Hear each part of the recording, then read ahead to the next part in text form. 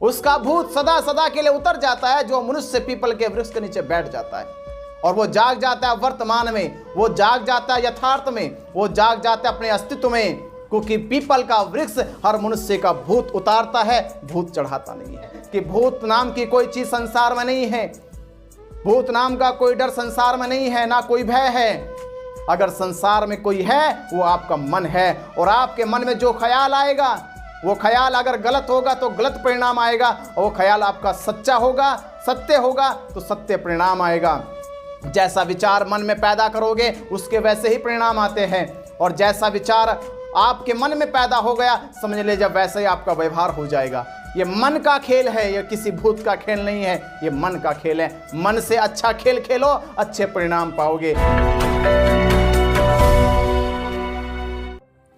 कि पूरे संसार में जिस प्रकार से भूत के भय के कारण पूरी मानव जाति का शोषण किया जा रहा, आज हम इस शोषण से समाज को मुक्त करने का काम करेंगे। सभी धर्मों ने, सभी संप्रदायों ने, सभी पंथों ने और बड़े बड़े धर्म गुरुओं ने भूत के पक्ष में आकर, आत्माओं के पक्ष में आकर, चंडाल के पक्ष में आकर, चुड़ैलों के पक्ष में आकर उनका बड़ा समर्थन किया है, और मानव समाज को भयभीत कर कर उसके साथ शोषण किया है।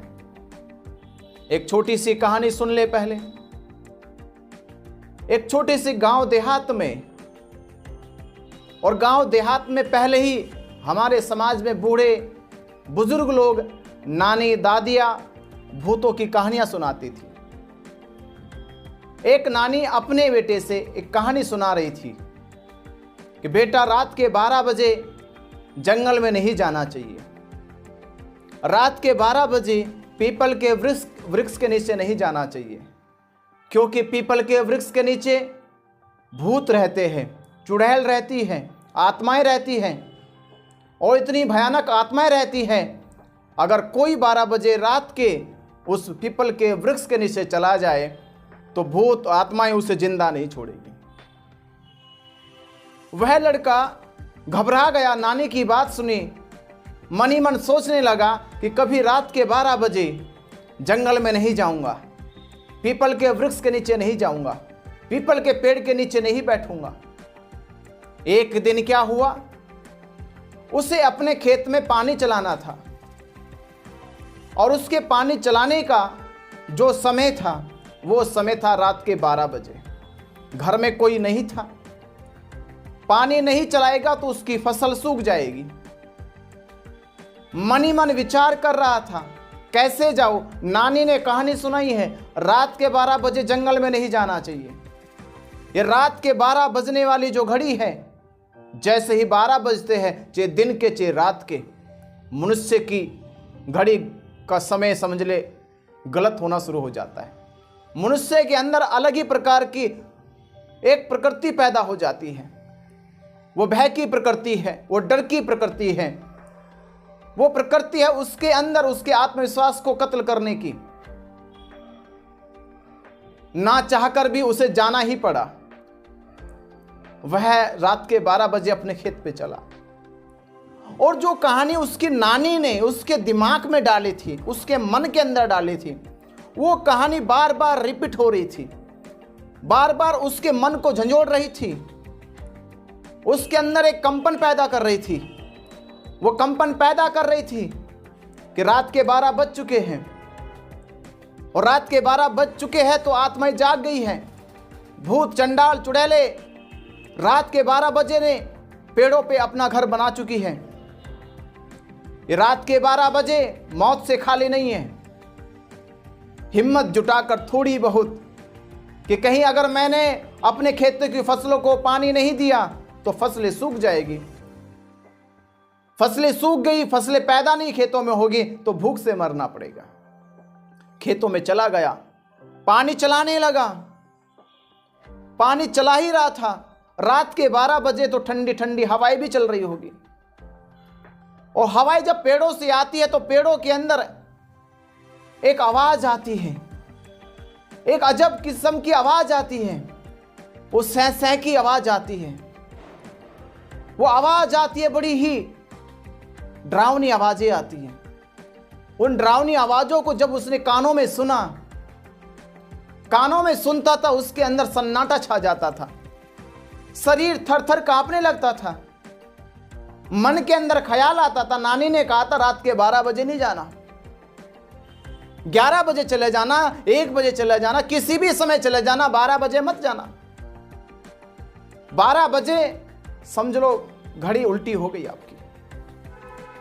पानी चला दिया खेत के अंदर, पेड़ों से सनसनाहट की आवाजें आ रही थी, कुछ जंगली जानवर भी चिल्ला रहे थे।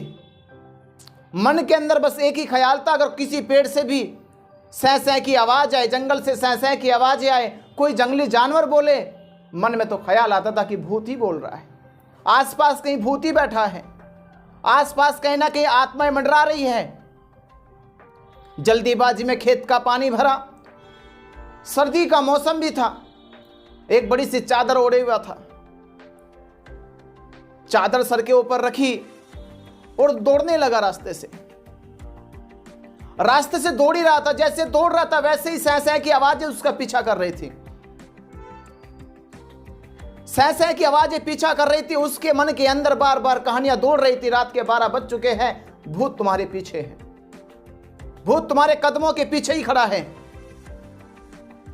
हुआ यूं कि बस थोड़े 2 कदम ही चला था और जा धड़ाम नीचे गिर गया। धड़ाम से नीचे गिरा, 2-4 कला खाई और इसी जगह उसी की मौत हो गई। गांव वाले आए, गांव वालों ने देखा, सभी लोगों ने कहा कि भूत के कारण मौत हो गई है। पहले समझा कर भेजा था, रात के 12 बजे नहीं जाना। गांव में सभी को समझाया जाता है कि रात के 12 बजे नहीं जाना, दिन के 12 बजे नहीं जाना, और खास तौर के पीपल के वृक्ष के नीचे तो जाना ही नहीं है। कब्रिस्तानों में नहीं जाना, शमशान घाटों में नहीं जाना, ऐसी ऐसी कहावतें गांव में प्रचलित हैं और गांव के सभी लोग उसका पालन भी करते हैं। सभी लोगों ने पंचायत करी, इसकी मौत जो हुई वो आत्मा के भूत के कारण हुई है। एक आदमी वहां पर आया, उसने उस पर शोध किया, उस पर रिसर्च करी कि इसकी मौत कैसे हुई। उसने उसके घटना के बारे में जब जाना, वो उसकी जहां मौत हुई थी वहां पर पहुंचा तो देखा कि उसके पास जो चादर थी, वो चादर उसकी एक झाड़ी से इलझी हुई थी। उसकी एक चादर झाड़ी से इलझी हुई थी। उसे इस पूरी बात समझ में आ गई। बात समझ में आ गई कि कहानी ने तो अपना काम कर दिया पूरा।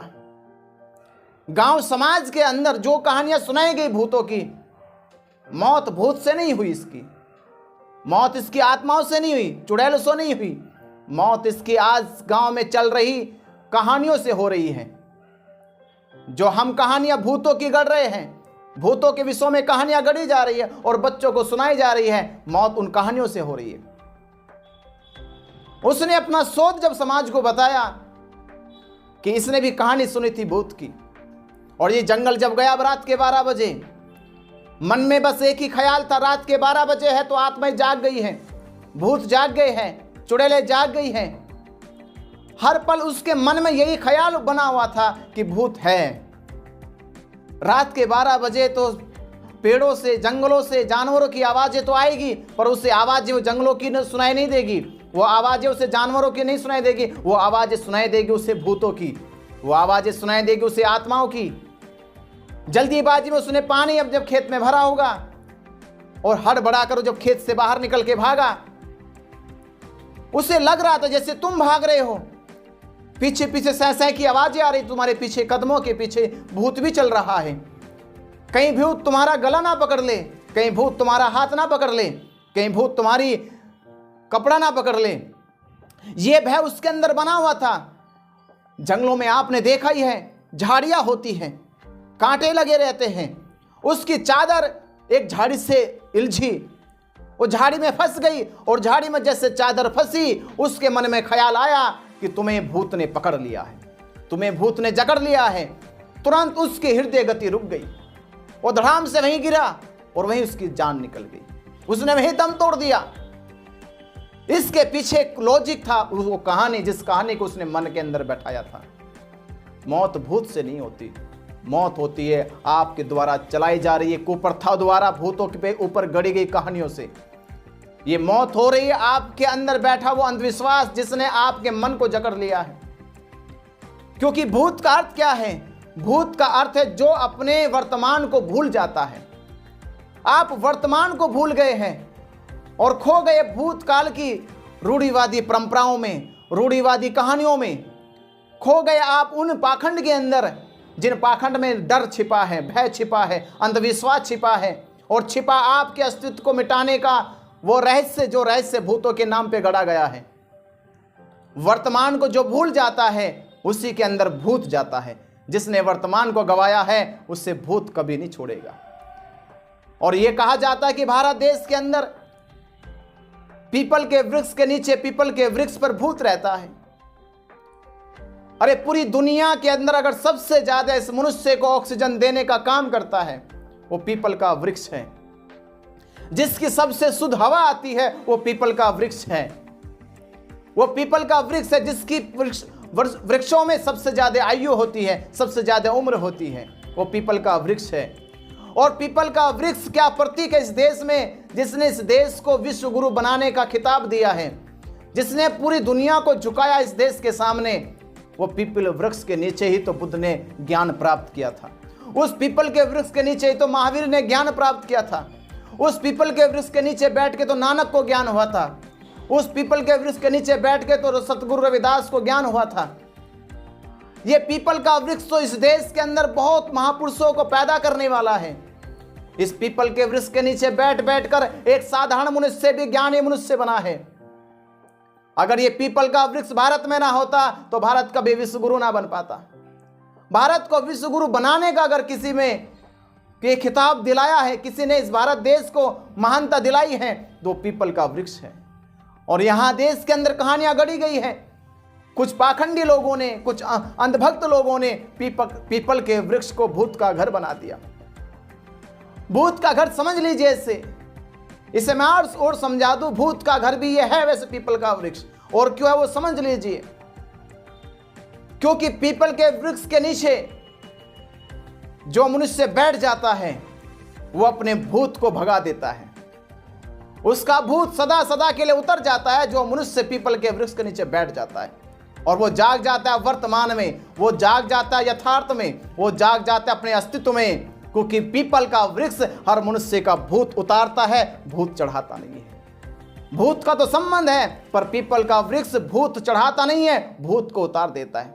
जो भी महापुरुष, जो भी इंसान पीपल के वृक्ष के नीचे बैठा है उसी इंसान का पीपल ने भूत उतार दिया और उसे दे दिया वर्तमान, उससे दिया यथार्थ, उससे दिया ज्ञान, उससे दी है प्रज्ञा। तो भूत का तो इलाज करता है पीपल का वृक्ष। इसलिए लोग कहते हैं कि पीपल के वृक्ष में भूत रहते हैं, क्योंकि पीपल का वृक्ष जो भी उसके नीचे बैठता है, जो भी उसके पास जाता है, उसका भूत उतार देता है और उसे वर्तमान दे देता है। मेरी इस कहानी से अगर आपकी समझ में आ जाए कि भूत नाम की कोई चीज संसार में नहीं है, भूत नाम का कोई डर संसार में नहीं है, ना कोई भय है। अगर संसार में कोई है वो आपका मन है। और आपके मन में जो ख्याल आएगा वो ख्याल अगर गलत होगा तो गलत परिणाम आएगा, और वो ख्याल आपका सच्चा होगा, सत्य होगा तो सत्य परिणाम आएगा।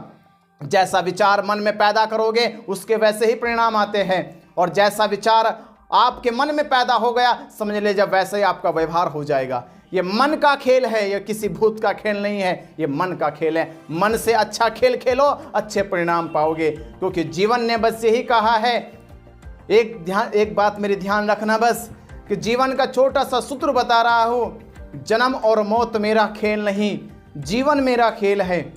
हम इस संसार के अंदर जन्म और मौत के बंधनों में उलझे पड़े हैं।